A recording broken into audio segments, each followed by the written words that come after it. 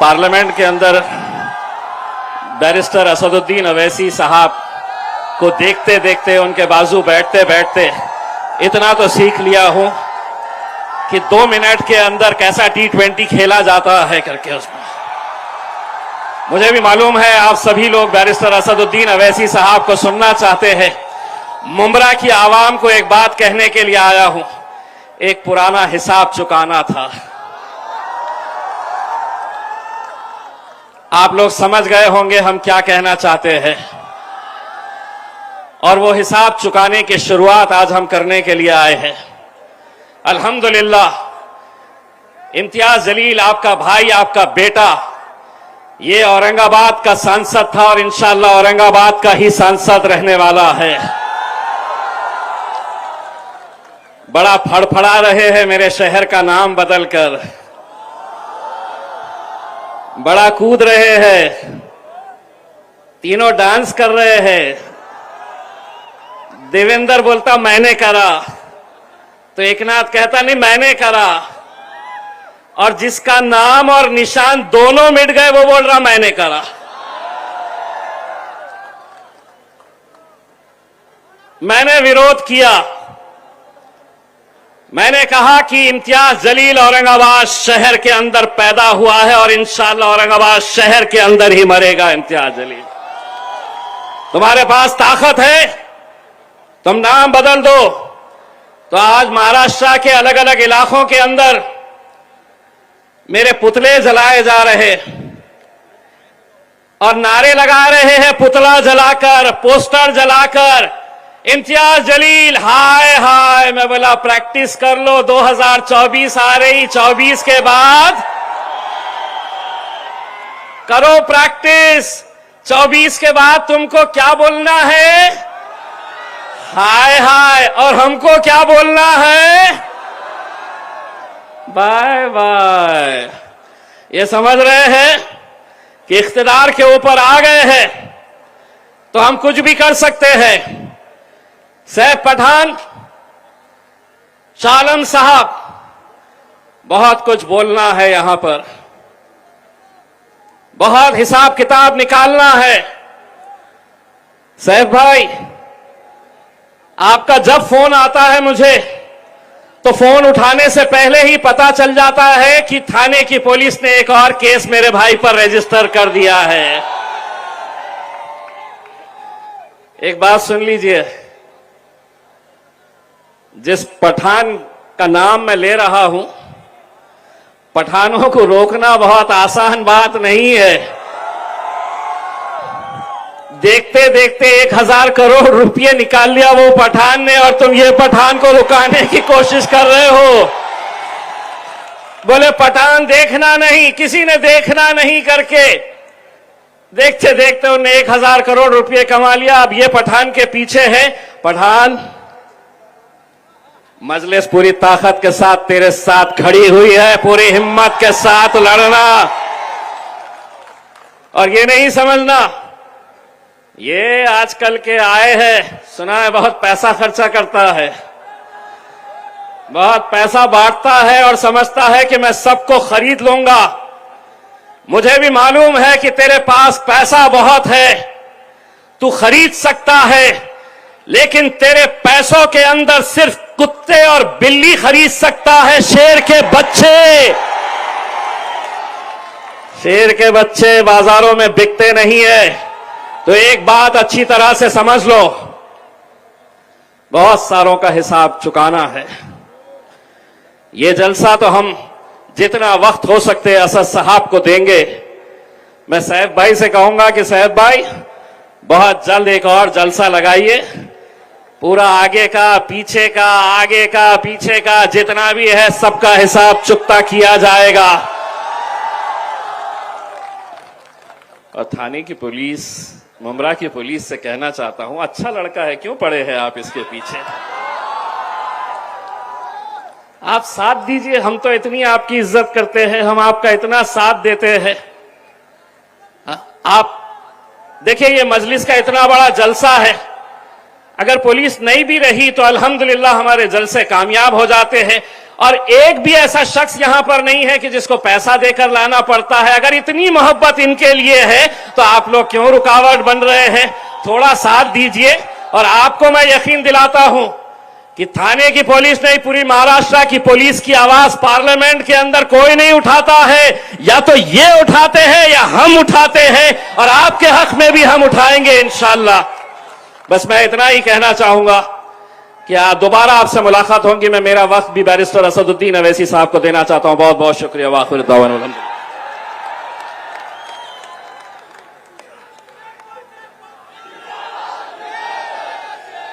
मीर मजलिस all India मजलिस इत्तेहादुल मुस्लिमीन के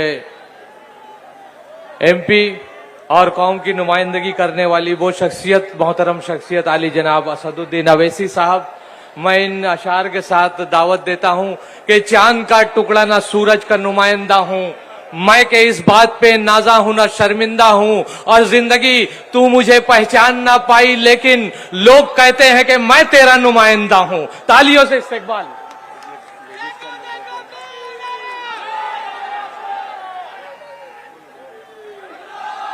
इससे पहले कि बैरिस्टर असदुद्दीन अवैसी साहब आए, हम ये बताना चाहते हैं कि मजलिस को चाहने वाली हमारी बहनें भी हैं। उनमें से एक बहन को मैं दावत देता हूं, आप 2 मिनट के लिए उन्हें भी सुनिए और उनका भी इस्तकबाल जोरदार तालियों से करिए। उसके बाद इंशाअल्लाह बैरिस्टर असदुद्दीन अवैसी।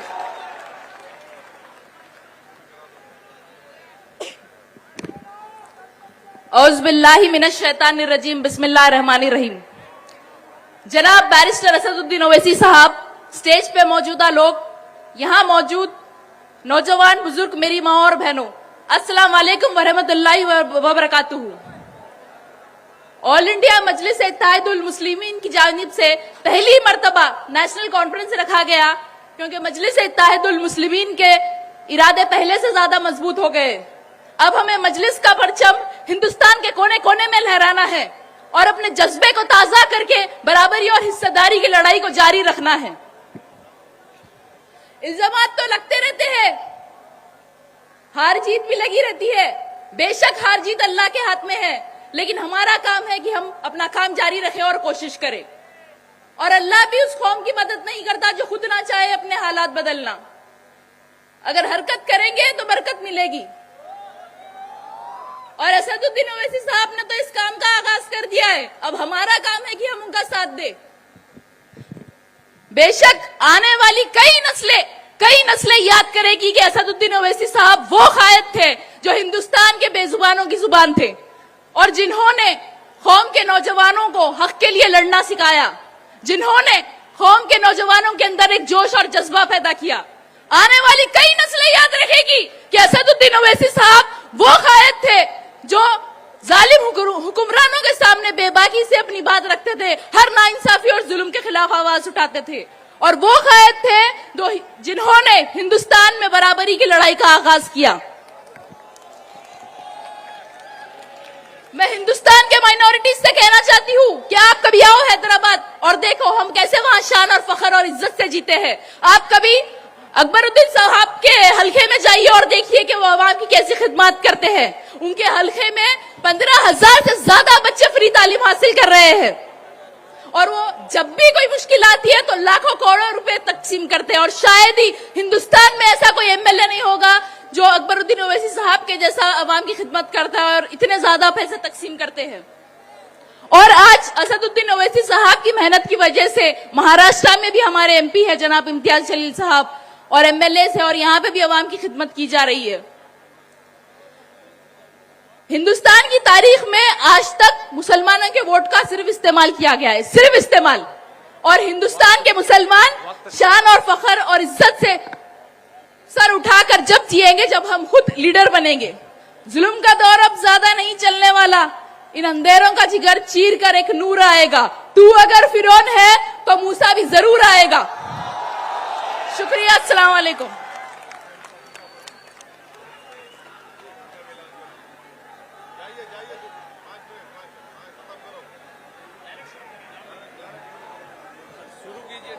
अस्सलाम वालेकुम रहमतुल्लाहि व बरकातहू। मंच पे उपस्थित ऑल इंडिया मजलिस इत्तेहादुल मुस्लिमीन के हम सब के राष्ट्रीय अध्यक्ष जनाब बैरिस्टर असदुद्दीन ओवैसी साहब और साथ ही हमारे एमपी महाराष्ट्र के अध्यक्ष इम्तियाज जलील साहब और सभी यहाँ पे मजलिस के जिम्मेदारान को मैं दिल से शुक्रिया अदा करती हूँ जो मुमरा कौसा के अंदर इतनी बड़ी सभा ली है। सबसे पहले तो मैं बताना चाहूंगी कि मुंबई और मुमरा एक बहुत ही खुशनसीबी की बात है हमारे लिए कि यहाँ पर राष्ट्र अधिवेशन किया गया। हमारा यहाँ पे पहला अधिवेशन हुआ, उसमें हमने देखे कि हमारे बीच में एक सभा का हमें मौका मिला। तो मैं कहना चाहती हूँ मुमरा कौसा के रहवासियों से कि ये मौका है, ये मोहब्बत भरी नजरों से देखिए मेरे सदर को, देखिए उन आंखों को, उन आंखों से कि ये देश की सबसे बड़ी पंचायत में जब आपके दर्द को उठाते हैं तो वही दर्द भरी नजरों से, वही मोहब्बत भरी नजरों से मेरे सदर को नवाजिए, क्योंकि हम उनकी हिम्मत बनेंगे, हम उनकी ताकत बनेंगे जब तक मेरी बहनें, मेरी माएं अपने घर से उठ के जनाब बैरिस्टर असद ओवैसी साहब की ताकत को नहीं मजबूत करेंगी, तब तक मजलिस इत्तेहादुल मुस्लिमीन कामयाब नहीं होगी। क्योंकि एक माँ जो होती है एक बच्चे को जन्म तो जरूर देती है, उसकी जिंदगी का भी ख्याल रखती है। तो मेरी माँ और बहनों से मैं कौसा की कहना चाहती हूँ कि ये 5 साल जो हमारे आने वाले समय बर्बाद होते हैं, तो अब हमें मेरी माँ बहनों को बर्बाद नहीं करना है, अपने बच्चों का मुस्तकबिल संवारना है। तो मजलिस इत्तेहादुल मुस्लिमीन का साथ देना है, जनाब बैरिस्टर असदुद्दीन ओवैसी साहब का साथ देना है कि नहीं देना है? जोर से हाथ उठाइए, नारा लगाइए, जनाब बैरिस्टर असदुद्दीन ओवैसी साहब जिंदाबाद। अब ये मैं कहना चाहती हूँ कि अब बहनें भी उठ चुकी हैं, झंडा उठा चुकी है मजलिस का। अब जगह जगह से बहनें भी मजलिस का झंडा उठाएंगे इंशाअल्लाह। आने वाले समय में मजलिस इत्तेहादुल मुस्लिमीन का परचम हर जगह लहराएगा। और मैं शुक्रिया अदा करती हूँ कि मुझे बोलने का समय दिया। जज़ाकल्लाह। आज के मेरे मजलिस कायदे मिल्लत आली जनाब असदुद्दीन अवैसी साहब से मैं इल्तिमास करता हूं कि तशरीफ लाएं।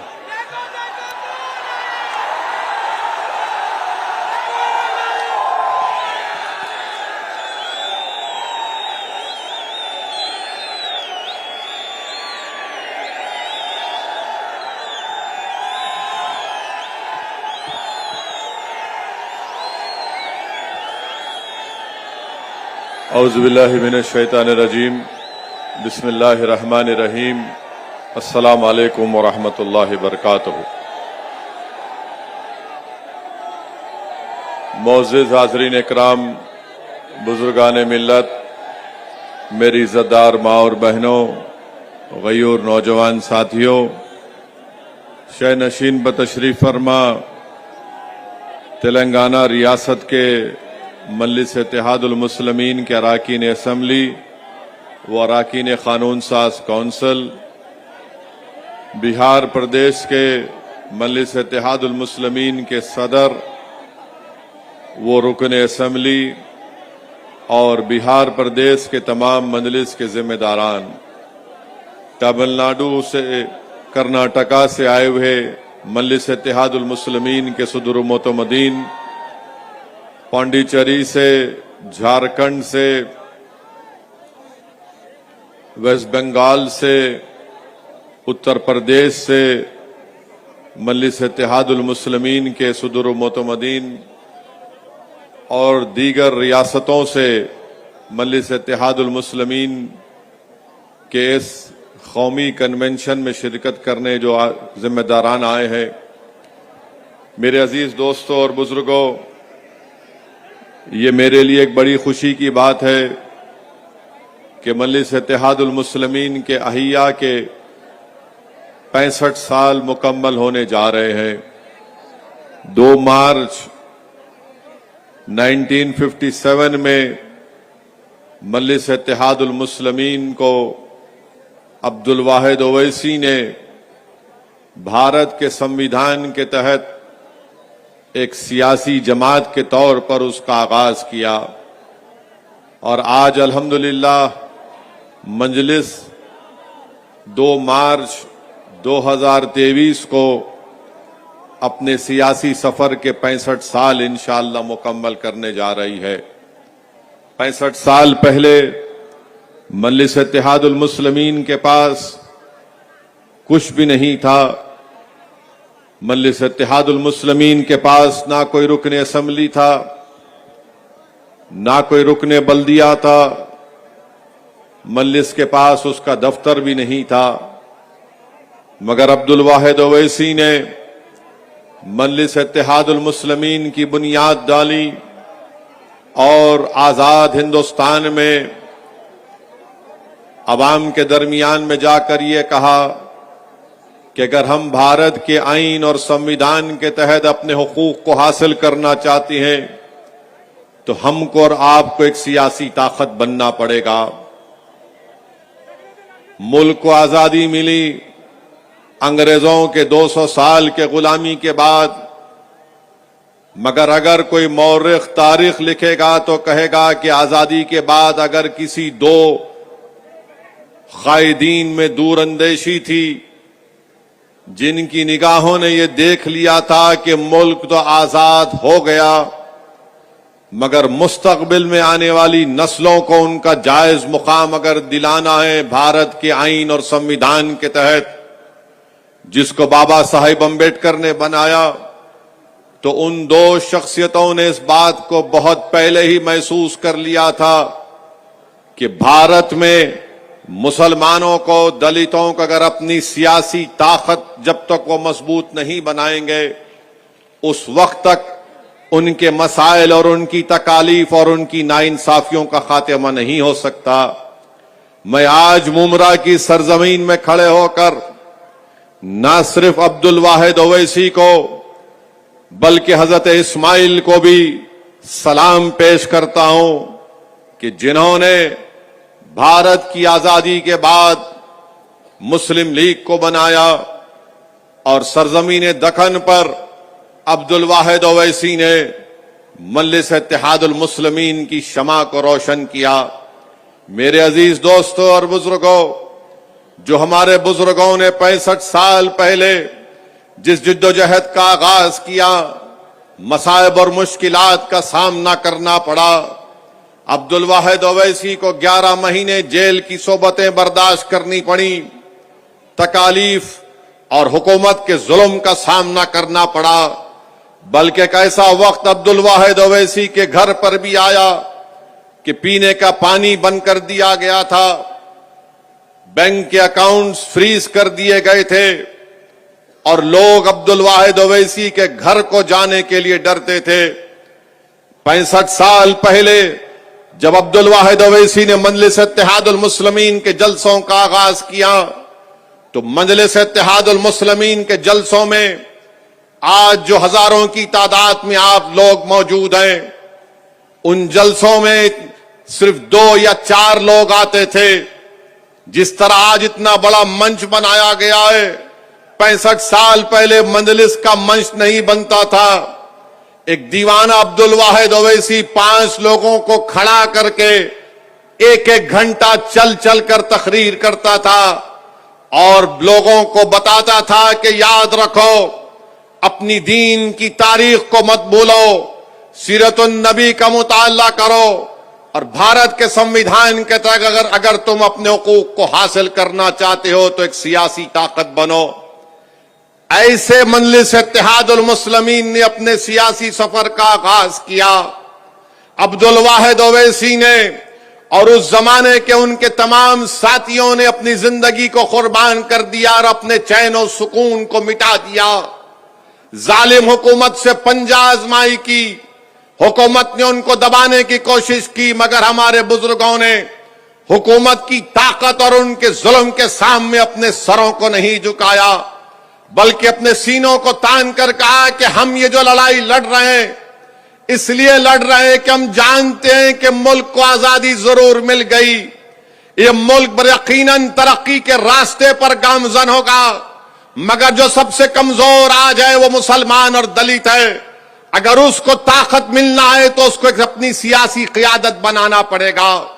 मेरे अजीज दोस्तों और बुजुर्गों, आज मजलिस इत्तेहादुल मुस्लिमीन के पास 2 MP हैं, 7 रुकने असेंबली तेलंगाना में है, 2 महाराष्ट्र में है, 1 बिहार में है, 100 से ज्यादा अराकीन बल्दिया महाराष्ट्र में है, गुजरात में अराकीन बल्दिया, मध्य प्रदेश में अराकीन बल्दिया, कर्नाटका में अराकीन बल्दिया, उत्तर प्रदेश में मजलिस के अराकीन बल्दिया अगर 65 साल पहले अगर हमारे बुजुर्गों ने इस ईसार और कुर्बानी का जज्बा नहीं दिया होता तो आज असदुद्दीन ओवैसी तुम्हारे दरमियान में खड़े होकर तकरीर भी नहीं करता।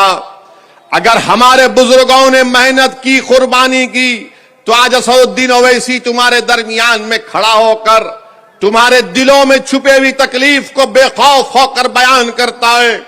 मेरे अजीज दोस्तों और बुजुर्गों, इसीलिए नौजवानों, जो आज तुम इतनी बड़ी तादाद में आज यहां पर खड़े हो, नौजवानों, तुमको मैं पैगाम दे रहा हूं, ये लड़ाई अगर आज असदुद्दीन ओवैसी, इम्तियाज जलील, सैफ पठान, वारिस पठान, फैयाज खान और अगर अख्तरुल ईमान मजलिस के जिम्मेदारान लड़ रहे हैं, तो नौजवानों सुनो, ये तुम्हारी लड़ाई हम लड़ रहे हैं। अगर मेरी आवाज मासूम स्कूल के बच्चों को पहुंच रही है तो सुनो मेरे बेटे और बेटियों, ये लड़ाई मजलिस तुम्हारे मुस्तकबिल के लिए लड़ रही है। हमने अपनी जवानी के रास्ते हमारे खत्म हो गए, अब हम मौत के करीब जा रहे हैं, मगर हम अपनी जमीन में जाने से पहले, अपनी आंखों को बंद होने से पहले देखना चाहते हैं कि भारत की हर रियासत में मजलिस इत्तेहादुल मुस्लिमीन का रुकने असम्बली और रुकने पार्लिमान मुंतखब होकर जाए। हमारी जिंदगी का मकसद एक ही है हमारे बच्चों और बेटियों, मेरे नगयूर नौजवानों, हमारी लड़ाई एक ही है कि जब तुम जिंदगी, असल जिंदगी में कदम रखोगे तो तुम उन नाइंसाफियों का सामना नहीं करोगे, बल्कि तुमको इज्जत की निगाहों से तुम्हारे तमाम जायज मुतालिबात तुमको मिलेंगे। ये लड़ाई मजलिस लड़ रही है। अगर 65 साल पहले हमारे बुजुर्ग डर कर बैठ जाते तो याद रखो क्या होता। मेरे अजीज दोस्तों और बुजुर्गों, आज मजलिस का नेशनल कन्वेंशन होता है। एक रियासत, दो रियासत नहीं, 16 प्रदेशों से मजलिस के नुमाइंदे आते हैं। अगर आज से 28-29 साल पहले अगर असदुद्दीन ओवैसी को या मुमताज खान को अगर कोई कह देता कि मुमरा में मजलिस का एक कौमी कन्वेंशन होगा और 16 रियासत से मजलिस के नुमाइंदे आएंगे, तो मुमताज खान और असदुद्दीन ओवैसी मुस्कुरा कर कहते होंगे कि अरे तुम क्या बकवास कर रहे हो। मगर अल्हम्दुलिल्लाह मैं सलाम करता हूं मेरे तमाम मजलिस के रुफकाओं को, जिनके हौसले और अज़म ने मुझे यहां तक लेकर आया। मैं शुक्रिया अदा करता हूं मेरे सियासी सफर में जो तमाम अराकीन, मजलिस के गयूर अराकीन ने मेरा साथ दिया, मैं उनका शुक्रिया अदा करता हूं। मेरी खुशकिस्मती है कि अल्लाह ने मुझे अकबरुद्दीन ओवैसी जैसा एक भाई भी दिया जिसके हौसले और अज़म में कभी कमी नहीं आती।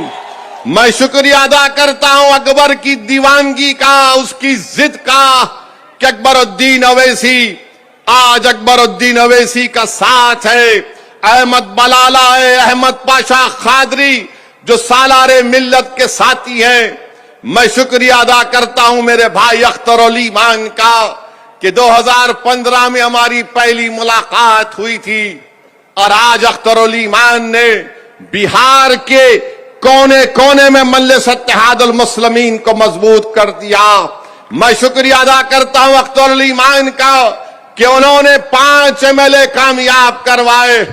मैं शुक्रिया अदा करता हूं सीमांचल की उस गयूर अवाम का जिसने जालिमों को मुंह तोड़ जवाब दिया और मजलिस के 5 अराकीन असेंबली को कामयाब किया।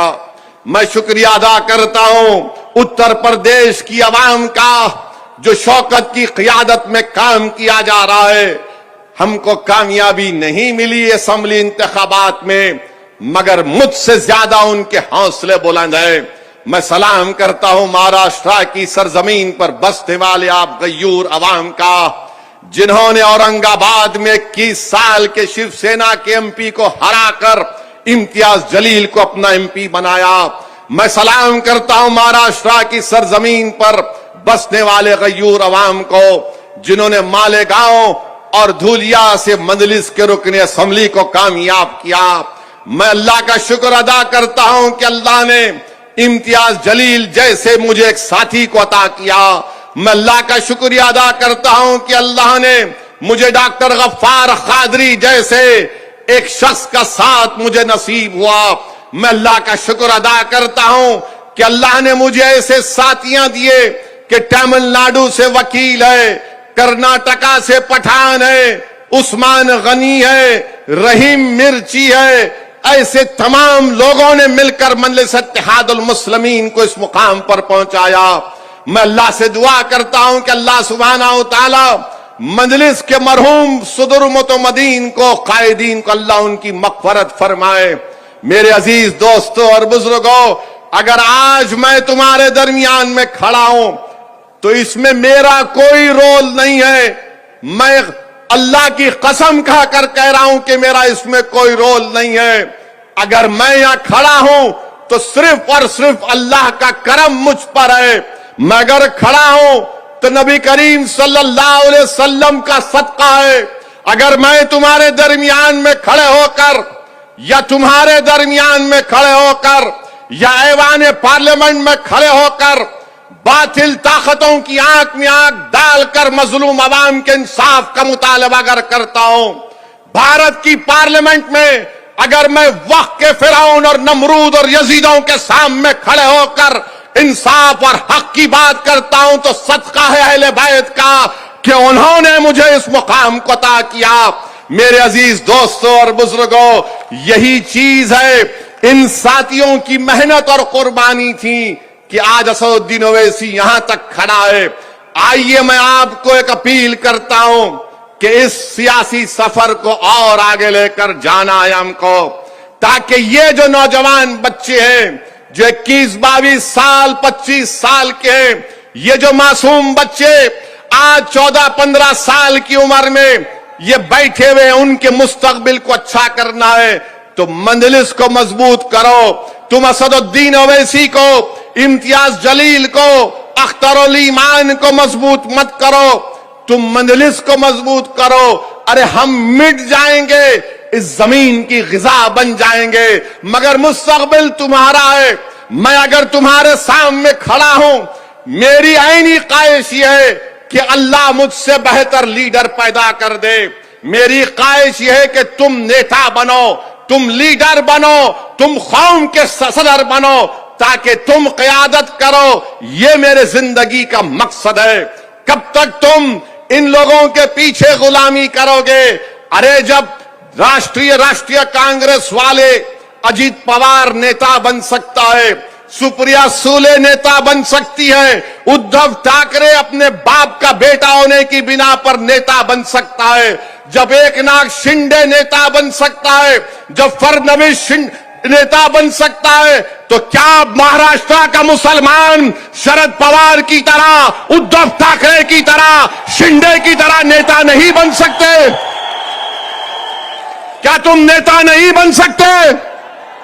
क्या तुम लीडर नहीं बन सकते? तो कैसे बनोगे? नारे मारने से नहीं बनोगे। मुत्तहिद हो, वोट डालो, नेता बनो। अरे जब बातचीत होगी तो इनसे आंख में आंख डालकर बातचीत होगी, सर झुकाकर, हाथ को पीछे रखकर। ये जबान से ये नहीं कहोगे कि हां साहिब, हां साहिब, हां साहिब, नहीं। बातचीत होगी तो होगी इस तरह से होगी कि अगर तू साहिब है तो मैं भी साहिब हूं, मैं तेरा गुलाम नहीं हूं। हां, हमारे ही सफों में बाज लोग हैं और रहेंगे सुबह कयामत तक। करबला के मैदान में इमाम हुसैन को पानी बंद करने वाले कौन थे? नवासे रसूल पर तीर बरसाने वाले कौन थे? अली असगर, अली अकबर को शहीद करने वाले कौन थे? टीपू सुल्तान को शहीद करने वाले कौन थे? कौन थे? हमारे ही सफों से लोग आए थे। मगर आज आपको पहचानना पड़ेगा। इन जमीर फरोशों को पहचानो, ये ईमान बेचने वालों को पहचानो। ये कफन चोर हैं जो मंजिल से टिकट देकर एक जालिम के पैरों में अपना ईमान बेच देते हैं। मगर मैं तुम्हारे दरमियान में खड़े होकर कह रहा हूं कि तुमने उसको खरीदा जो कफन चोर था, मगर अब पठान खड़े होगा, और जब पठान खड़े होगा 2 घंटे की तरह नहीं, पठान खड़े होगा तो 5 साल के लिए लड़ेगा मुमरा की आवाम के लिए इंशाअल्लाह ताला। और अगर कोई ये समझ रहा है कि दौलत की ताकत पर खरीद लेंगे, अरे थूकता हूं तेरी नाजायज दौलत पर। जुल्म करके रख दिए मुमरा में, अस्पताल बन रहा है, म्युनिसिपल अस्पताल 8 साल से बन रहा है। जमीन का रिजर्वेशन, अरे कौन सा गारत का गड़ा है एमएलए का भरता नहीं है, कब्रस्तान की जमीन भी खा लेता, स्कूल की जमीन भी खा लेता। अब इख्तिदार चला गया इसके पास से, अब इख्तिदार इसके पास से चला गया। मेरे अजीज दोस्तों और बुजुर्गों, मुमरा में अब आप मजलिस को एक अच्छे टीम मिली है। साहिब पठान के साथ हमारा रुकने बल्दिया शालम भी है, अच्छी टीम बनी है। आप इनका साथ दीजिए और इंशाअल्लाह ताला आपके बहुत से मसाइल है, मुमरा के स्कूल का मसला है, इंशाअल्लाह ताला इन मसाइल को हल करना है।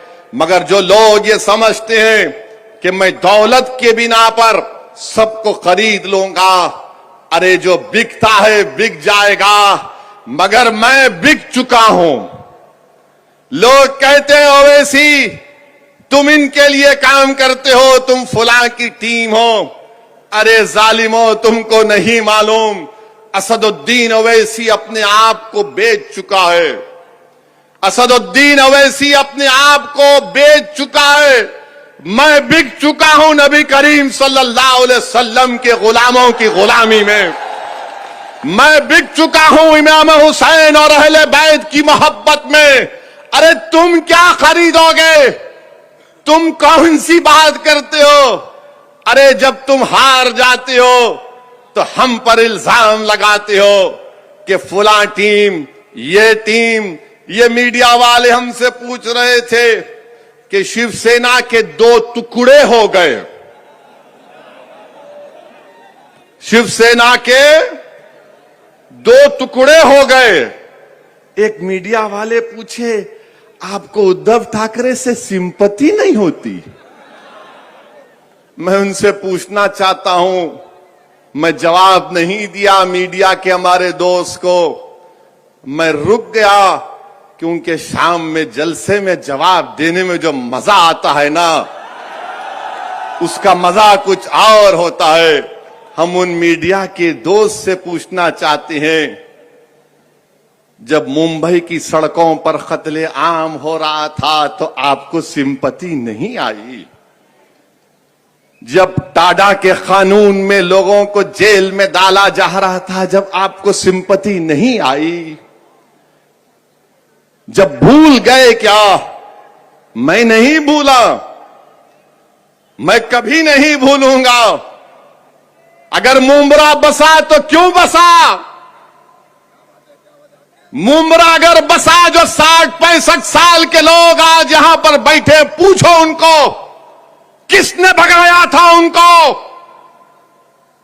किसने उनको मार मार कर भगाया था? मैं भूल नहीं सकता हूं। बड़ी सिंपैथी पैदा हो रही है। अरे कब तक गैरों के घरों को रोशन करोगे? कब तक गैरों के घरों को रोशन करोगे? कब तक उनसे हमदर्दी करोगे? अरे अपने आप से तो कभी हमदर्दी करो। तुमको मेरी बात अगर पसंद नहीं आ रही तो सुनो, मैं तुम्हारी पसंद की बात नहीं कर सकता, मैं सच्चाई को बयान कर रहा हूं। रिजवान नामी 12 साल के बच्चे को पूछा करो, ईमान को 12 साल का बच्चा है, बिहार में 7 दिन जेल में डाल दिया गया। किसकी सरकार है? नाम निहाद सेकुलर लोगों की सरकार है। समस्तीपुर में एक मुसलमान को मॉब लिंच कर दिया गया। किसकी सरकार है? बड़े नाम निहाद सेकुलर लोगों की सरकार है। जुनैद और नसीर को पूछो, जमील खान राजस्थान का मरकोर कमेटी का सदर है। राजस्थान में जुनैद और नसीर को किडनैप करके, थोड़ी देर के लिए तस्वुर की दुनिया में जाओ, जुनैद और नसीर को किडनैप किया गया। उसकी बीवी को मालूम हुआ, भाई को मालूम हुआ, पुलिस स्टेशन जाकर कंप्लेन करते हैं कि दो को किडनैप कर लिए। तो पुलिस बोलती है कि चल निकल, झूठ खबर। बाद में मालूम होता कि जुनैद और नसीर को उनके घर से 200 किलोमीटर दूर उनकी जली हुई लाशें मिलती हैं। बोलो फिर इस पर क्या बोलोगे? इस पर सिंपैथी पैदा नहीं होती?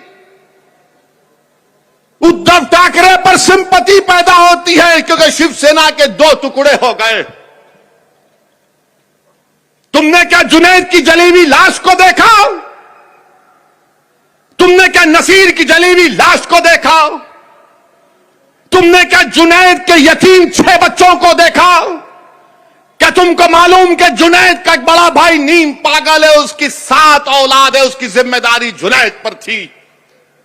तुमको गैरों के लिए सिंपैथी है, अरे तुम्हारा भाई जो मर गया उसके लिए हमदर्दी नहीं होगी?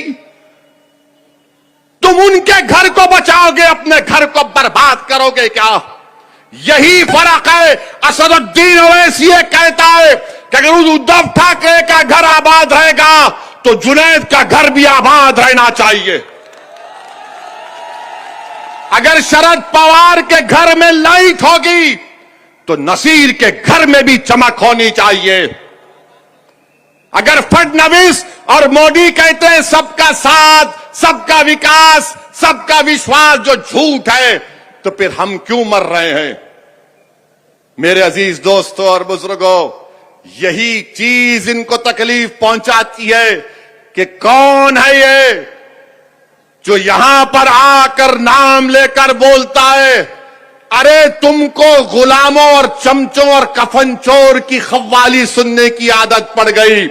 जब एक शेर तुम्हारे सामने धारता है, सच्चाई को बयान करता है, तो सुनो आप। लोग बोलेंगे ओवैसी तेरी तकरीर से तो कोई इलेक्शन नहीं जीतता। गुजरात में साबिर काबुली वाला को मैं सलाम करता हूं। अरे हम चुनाव नहीं जीते, मगर क्या तुम ये कहोगे कि कल मैं नहीं जीतूंगा? आज नहीं जीता, ये बच्चे जिता देंगे इंशाअल्लाह ताला। आज नहीं जीता, ये बच्चे कामयाब कर देंगे।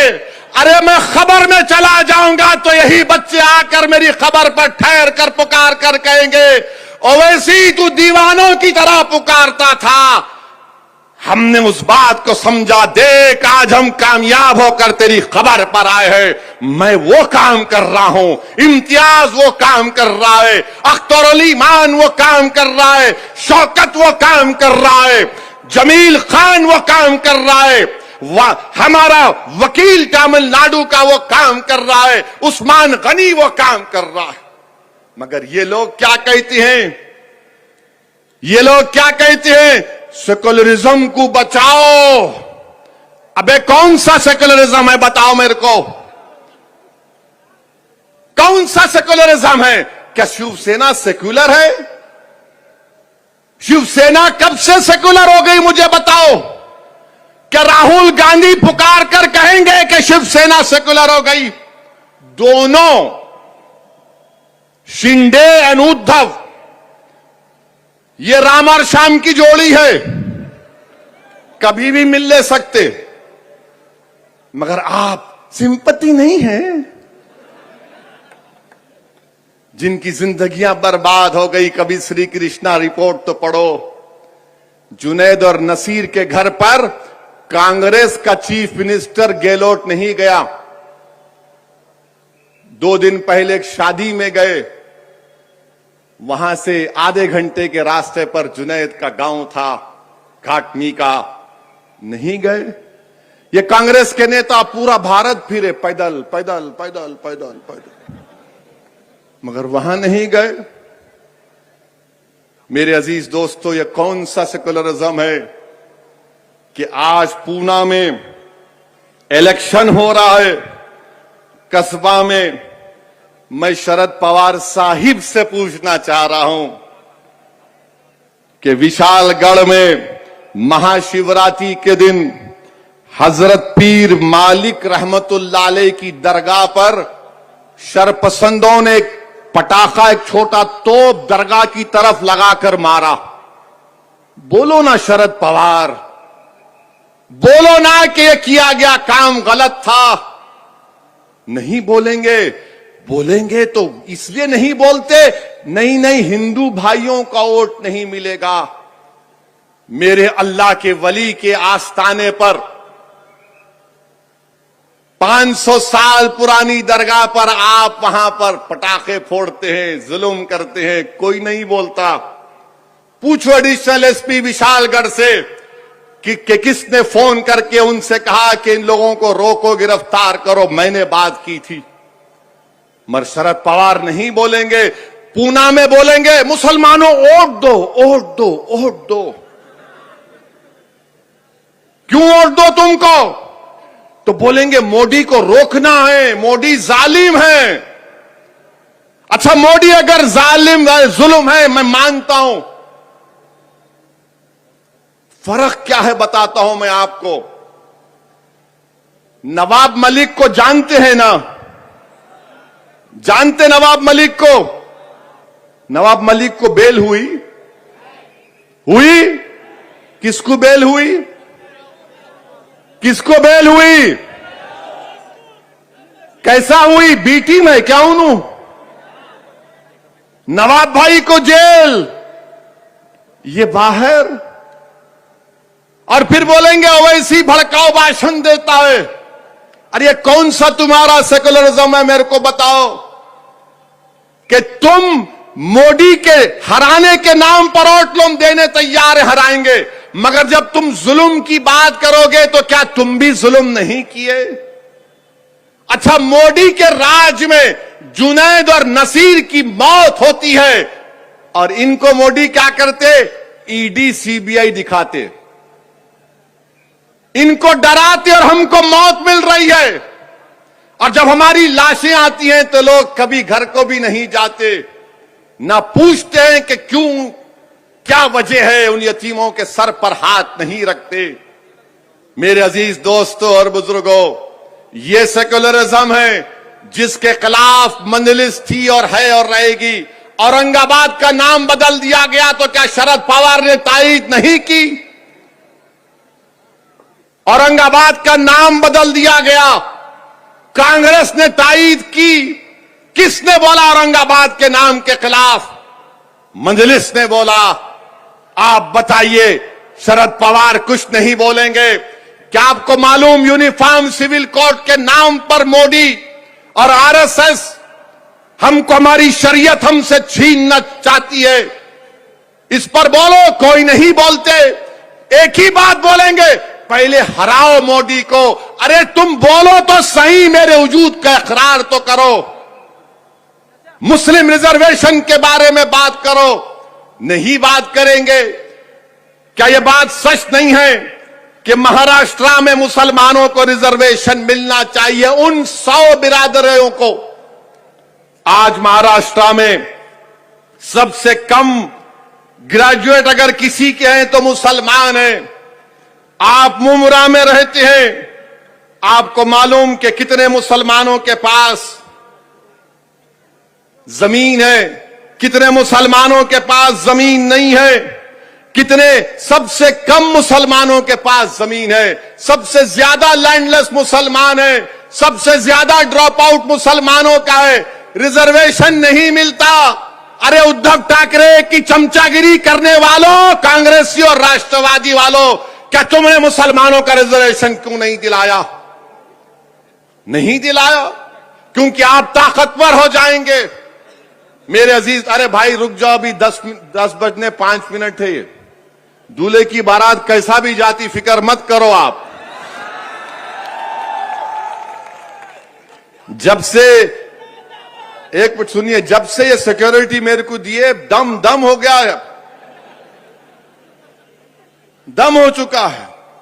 और इनकी मौजूदगी में भी मेरे घर पे पत्थर फेंकते मेरे दीवाने।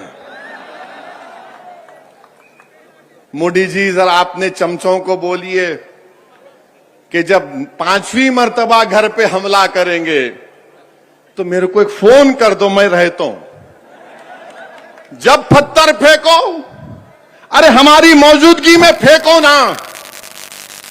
ये कौन से बाकड़े पहलवान हैं जो हम नहीं रहते पत्थर फेंक के चले जाते? प्यारे, जब लैला होगी तो आओ पूरे मजनू। उसके बाद देखते हैं कि किसका शीशा टूटता है। किसका शीशा टूटेगा? अरे तुम्हारा शीशा बिल्कुल नाजुक है, याद रखो। तुम्हारी गोलियां मेरे हौसले और अज़म को कम नहीं कर सकी। मेरे अजीज दोस्तों और बुजुर्गों, मेरी आपसे एक ही अपील है कि मजलिस इत्तेहादुल मुस्लिमीन को मजबूत करिए। याद रखिए आप मेरी इस बात को, जब तक आप अपना नेता नहीं पैदा करेंगे, आपकी तकालीफ दूर नहीं हो सकती। इस समाज में हर बिरादरी का एक नेता है। अगर किसी का नेता नहीं है तो मुसलमानों का है। जीत कर तो आ जाते हैं, मगर उनकी जबानों पर उनकी पार्टी का ताला लगा हुआ। मेरी इज्जतदार मां और बहनों, मजलिस को मजबूत करिए। सैफ पठान और उनकी टीम का साथ दीजिए और इंशाअल्लाह ताला हम यहां पर बल्दिया का चुनाव लड़ेंगे, हर जगह पर लड़ेंगे। और मुंबरा के जो मौजूदा एमएलए, उनसे कह रहा हूं कि अब तुम तैयार हो जाओ। अब कोई कफन चोर बेईमान को टिकट नहीं मिलेगा। अब एक शेर को टिकट मिलेगा और वो तुमसे मुकाबला करेगा मुंबरा की आवाम के इंसाफ के लिए। इंसाफ मिलना चाहिए, यह आपका हक है। आपका बेहद शुक्रिया कि आप अपना कीमती वक्त निकाल कर आए। वाखिर दावान अल्हम्दुलिल्लाह रब्बिल आलमीन।